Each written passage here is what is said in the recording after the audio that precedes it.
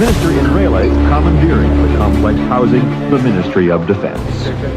By midday, still awaiting a move by Marcos, the two alter their strategy.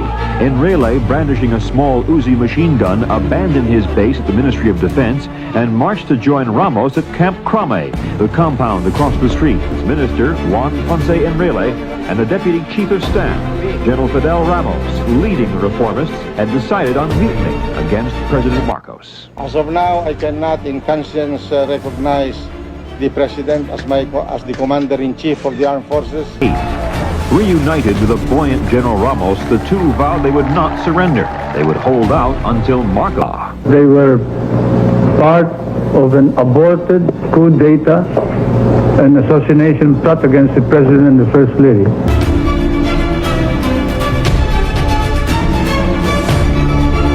Ay sinasabi natin sa inyo. Pagkatapos ho ng National Rally for Peace na ginawa noong Lunes, ay meron nung inilabas na reaksyon si dating senador at ngayon po ay Presidential Legal Counsel Juan Ponce Enrile. Ang kanyang reaksyon, ang sabi niya, can the INC, ito pula yung una, as a nation and a state, bilang bansa at isang estado, we will incur, kayo daw po ay magkakaroon ng very detrimental president if we follow the logic implicit in the INC rally that they mounted. Ang ibig sabihin nun ay magkakaroon daw ho tayo ng hindi maganda o mapaminsalang mga pangyayari kung susundin natin yung lohika ng ginanap na rally. Talaga naman, oo. Are we prepared? Eto na. Handa daw ba tayo and ready to face the long-term consequences of that INC move? Handa ba tayong harapin ang anumang resulta nitong ginawa na mas pangmahabahang consequence ng INC move? Parang sa tanong niya ito ay hindi kailangan ng sagutin. Parang ini-imply niya na una, may masamang epekto ito sa bansa. Pangalawa, long term at hindi handa ang Pilipino para ito ay mangyari sa atin. Baka nga hindi tayo handa sa kapayapaan. At sa pagkakaisa, baka yun ang gusto niya sabihin.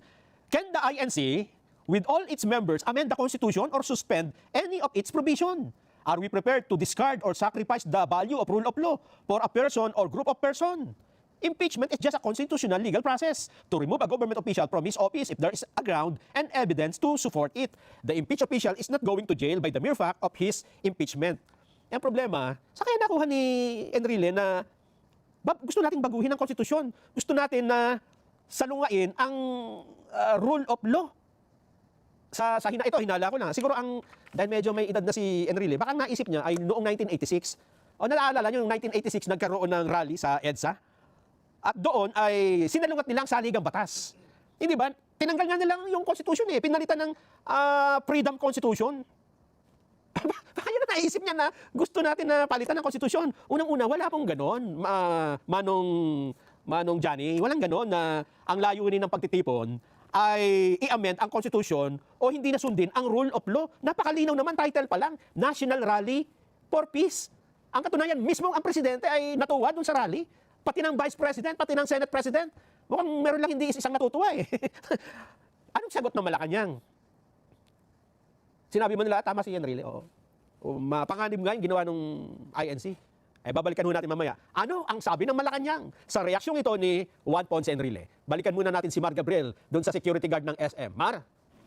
Yes, pagulong na ang investigasyon ng Mandaluyong City Police. Kaugnay doon sa nag-viral na video na sinasabing nangyari daw sa harap ng isang malaking mall dito sa Mandaluyong City. Makikita sa video yung pagkaboy ng security guard at pagsira doon sa mga panintang sampagita ng babae na nakasuot ng school uniform. Nung pumalag yung biktima, agad na mga sinipa ng gwardiya at itong video ay mabilis ngayong nag-viral sa social media. Sa inisyal na investigasyon ng mga pulis, nangyari daw ang insidente noong pang December 17 sa harap nga ng isang mall sa Mandaluyong. At base doon sa inisyal na investigasyon, pagsiyasat ng mga pulis, napag-alaman na itong uniforme na suot ng biktima ay doon daw sa Pugad Lawin High School. So pinuntahan na ng mga operatiba ng PNP itong paaralan na yan at bukod sa Quezon City, isa pang paaralan sa Pasig City yung pinuntahan nila para hanapin itong biktima at tulungan sila na makapagsampa ng kaso. Ayon kay Police Colonel Grace Madayag, ang hepe ng Mandaluyong Police, inaalam nila kung minor de edad itong biktima dahil nila makausap yung kanyang mga magulang para alamin kung nais nilang magsampa ng kaso. Base sa inisyal na nakita doon sa video, posible raw na sampahan ng kasong paglabag sa RA 7610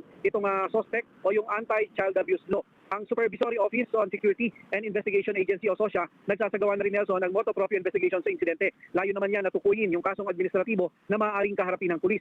Itong security guard, ayon dito kay Colonel Yudisan Gurchano, ang tagapagsalita ng PNP Civil Security Group, kasama sa aalamin yung posibleng violation nitong gwardiya na kung mapapatunayan ay posibleng mauwi sa pagkansila ng kanyang lisensya itong kanyang ginawa. Inaalam na rin ng SOSIA kung may pananagutan ba yung security agency dahil ang sinasabi ng Civil Security Group ay may mga panuntunan para sa mga security guard at dapat yan ay naire-relay o naipaabot ng kanilang agency sa kanilang mga security guard kung paano yung proper decorum at yung pagsunod dun sa mga ethical standard ng mga security guard. Yung Red Eye Security Agency naman na kung saan kabilang itong security guard ay humingi na ng paumanhin sa naging aksyon ng kanilang security guard at nangako na paaalalahanan ng kanilang mga tauhan na maging profesional sa lahat ng oras. Pamunuan ng SMOs, maring kinundi ng insidente at nakikisingpat siya raw sa biktima. Inalis na rin nila sa pwesto ang gwardiya at hindi na raw ito papayagan na mag-duty sa lahat ng kanilang mall sa bansa. Nelson?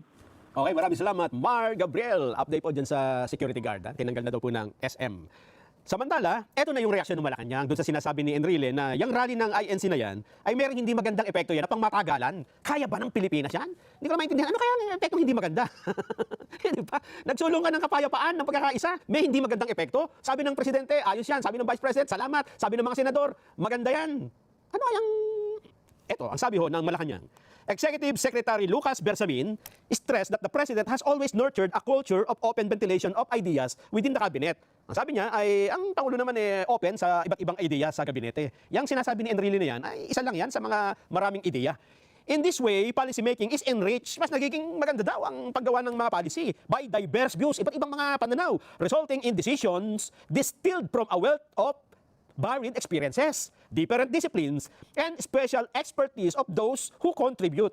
It is in this spirit that Secretary Enrile came forward with his views. Ay ginagalang nila yung, siguro dahil naman legal counsel at medyo may edad na, okay lang, hindi naman nila sinansala si Enrile at inopen lang nila. Pero eto ang tanong, naniwala ba ang Malacanang, ang Pangulo, na mayroong masamang epekto yung rally ng Iglesia ni Cristo? Na ito ay may pangmatagalang hindi magandang epekto na hindi handang harapin ng mga Pilipino? Eto ang sagot. Nonetheless, ito pa. While Enrile's thought may carry weight and are always valued, his views are one of many that the President seriously consider. Nonetheless, eto na, the President's stand on the issue concerned remains unchanged. O hindi mo nagbabago ang pananaw ng Pangulo. At yan hong pananaw na yan lang naman ang sinuportahan ng rally dahil sabi ng Pangulo, walang magandang epekto ang impeachment sa kahit sinong Pilipino. Saan ba nagsimula yan? Ano ba yung stand na yun? Ha? Yung the President stand on this issue concerned remains unchanged. Alin ba yung hindi nagbagong yun? Eto, ulitin natin. Eto ang posisyon ng Pangulo sa impeachment na sinabi lang natin na naniniwala tayong hindi nga maganda yan sa bawat Pilipino. Kaya kailangan magkasundo tayo, magkaroon ng kapayapaan. Pakinggan ho natin muli para malinawan ng pilit na hindi sinasali. Itong statement ng Pangulo, tinuturo lang yung rally. Pakinggan po natin muli. This is not important. This does not make any difference to even one single Filipino life. So why waste time on this? What will happen to if somebody files an impeachment? It will tie down the House, it will tie down the Senate, it will just take up all the time, and for what? For nothing. For nothing. None of this will help improve a single Filipino life. As far as I'm concerned, it's a storm in a teacup. Posisyon ng Presidente noon at ngayon at hindi nagbago yan. Kahit pa sinabi ni Enrile na kanyang legal counsel na naku masama yan. Paano naging masama? Presidente mismo may sabi, di ba? O hindi ba? Mababayan. Dapat siguro sila mag-usap. Pero balagay ko, nag-usap na nga At nalaman na nga ng Pangulo yung stand ni Enrile tungkol sa issue. Ang sabi ni Executive Secretary Lucas Bersamin ay hindi nagbago yung posisyon ng Pangulo. So, walang bearing. Ha? Hindi pinaniwalaan yung sinasabi ni Enrile na mapanganib yan. Hindi handa ang Pilipinas. Siguro naisip niya yung nangyari noong 1986. Kasi minsan pagka medyo nagkakaedad, nagkakahalo-halo na yung memory. Naisip niya siguro yung ang daming rally noong 1986. Nakita niya na hindi naman maganda ang epekto pang matagalan. Di ba? Nagkaroon tayo ng brownout noong araw na yon, di ba? Noong panahon na yon, mahabang panahon, napabayaan ng agrikultura. Hanggang ngayon, mahal ng singil sa kuryente, nagmahalan ng presyo ng bilhin, baka yung sumaksak sa utak niya Kaya naisip niya na, rally, hindi maganda yan. Magkaiba ho kasi yung 1986 sa 2025 rally. Ha? Yung panahon ninyo, nung ginawa niyo yung rally, nilabag niyo yung saligang batas. Tinanggal niyo nga yung presidente noon, di ba? Ang rally ngayon ay kaiba, kabalintunaan, kabaligtaran. Ito gusto magkasundo, magpatuloy ang magandang pamamahala. Hindi ho ba?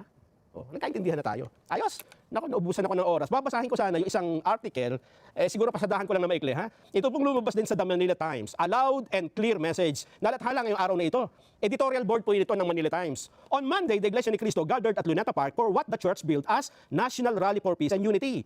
We are pleased that this is, in fact, exactly what the event turned out to be. And we believe that it is a clear, compelling message to the nation's leadership. Ang sabi dito, yung National Rally for Peace and Unity, natapos yun na yun nga ang nangyari. Naging mapayapa at naipakita ang pagkakaisa. At dapat daw, yan ay maging mensahe, makitang mensahe ng liderato ng pamahalaan. Ay, dapat nga, di ba? Sa kayo nakakita ng ganyan, kadaming tao. Ha? Iba't ibang venue, 13 venue, kay lalaking mga venue at napuno ng mga tao, payapa. Dumating ng maayos, lumisan ng maayos. Dahil ang sinusulong kapayapaan, pagkakaisa ng bansa. Paano mo nasasabing, nakakatakot yan? Sa akin nakakita ng kapayapaan na pagkakaisa na nakakatakot ang resulta at hindi maganda sa Pilipinas. Ewan ko na lang kung baka nga nagkahalo-halo na nung memorya, di ba? Parang computer. Ayan, tingnan nyo, yung mga tao na yan, kumakaway. Nagsasabing magkaisa tayo, magkasundo tayo. Hindi ba? Baka pag nakita nga ng ibang bansa, kainggitan, hindi ba? Na kaya pala ng mga Pilipino na magkaisa, magkasundo para isulong ang kapayapaan. Yung ilang kasing grupo, ewan ko kung kapag kasi yung iba ay dinapuan na ng inggit sa katawan, ako, napakasama ho yan. Ha? Napakasama ng maiinggit ka sa iba. Mabuti yung iba ay nagpahayag ng paghanga. Wala ho kasi ako dyan sa venue dahil nandito kami sa studio. Kakaiba ho talaga pagka ganyan, may mga grupong nakakagawa ng ganyan. Halimbawa, hindi kami. Ginawa ninyo yan, maayos, mapayapa, isinusulong nyo, maganda. Ako, suportado kayo, at baka nga kaming lahat, susuporta din sa inyo. Hindi ba? Sino naman ang ayaw ng ganyan? Pagka ayaw nyo yan, baka ang gusto nyo gulo, di ba? Gamit po ang inyong remote control, iscan ng Net25 sa inyong TV menu. At pagkatapos mascan, piliin ang Net25 HD